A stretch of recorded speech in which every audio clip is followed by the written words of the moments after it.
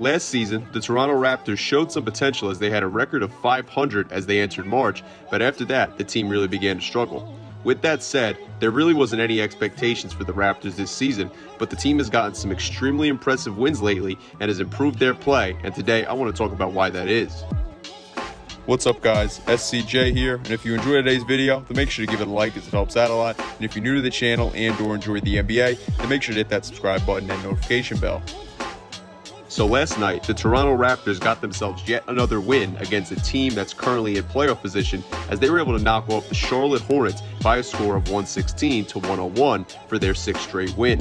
The Raptors got spread out scoring as 4 of their 5 starters scored 20 points, and while rookie Scottie Barnes was their one starter who didn't score 20 points, 15 points surely isn't bad whatsoever. Last night also marked the 4th time this season where the Raptors have 4 20-point scorers in a game. That has never happened more than twice in a single season prior to this season.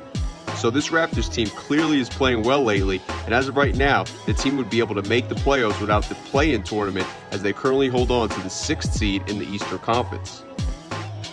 The Raptors have really been playing at an extremely high level as of late, and most of you probably know that they haven't played this well for the entire season.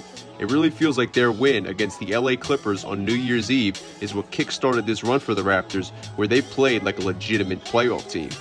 I think it's important to look at how much the Raptors have improved from the start of the season until December 31st to really see how the Raptors have grown as a team.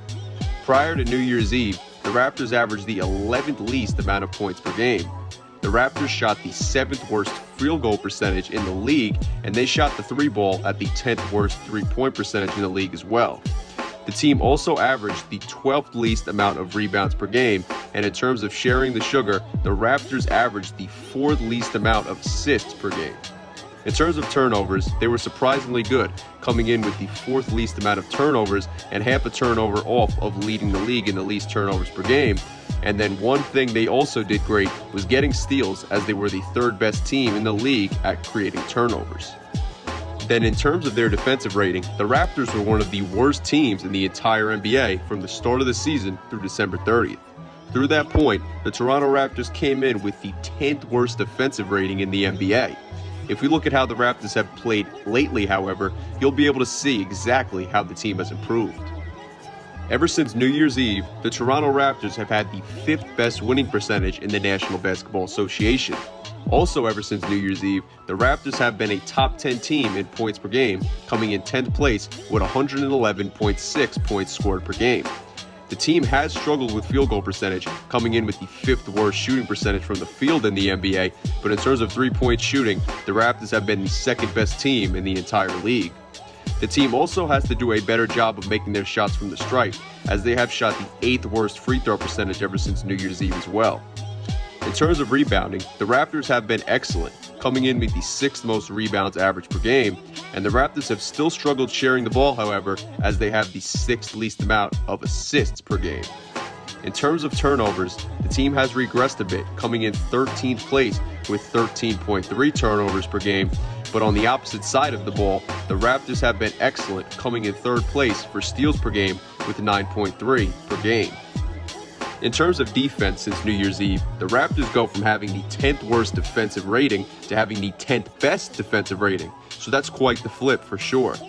In terms of opponents' points off turnovers, the Raptors have given up the 3rd least amount. In terms of second chance points that the Raptors have given up, they've given up the 9th least.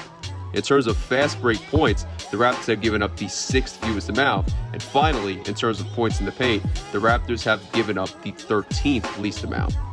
The Raptors have also held their opponents to the 12th worst 3-point percentage, and they're 0.2% off of being tied for 10th place. And the Raptors have also held their opponents to the 7th fewest amount of rebounds. The team has forced their opponents into committing the 2nd most turnovers, and most importantly, in terms of points given up per game to their opponents, the Raptors have given up the 10th fewest amount in the NBA, which of course is great.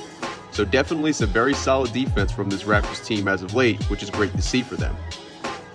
I think another thing that's important to compare is the team's traditional stats from prior versus since New Year's Eve.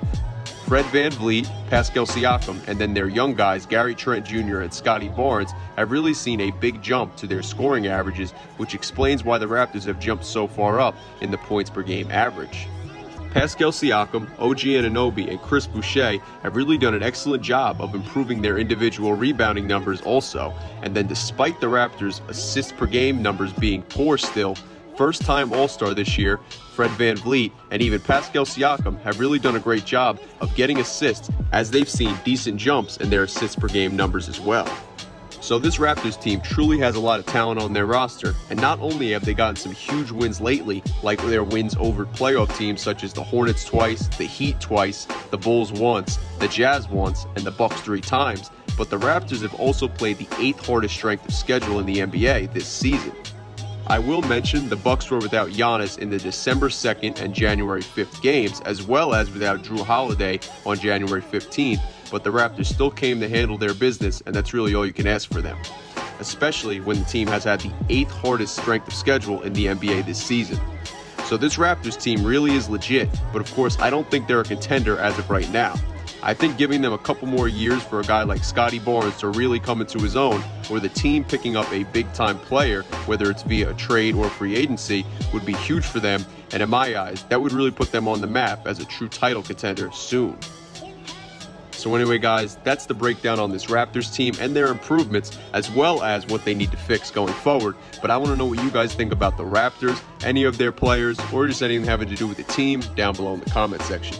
If you made it all the way through to the end of the video, then I appreciate it, and like I said before, if you like this video, then make sure to give it a like as it helps out a lot. And if you're new to the channel and or enjoy the NBA, then make sure to hit that subscribe button and notification bell. That way you stay up to date with all the newest content on my channel. Anyway, thank you guys for watching. I'm SCJ, and I am out. Peace.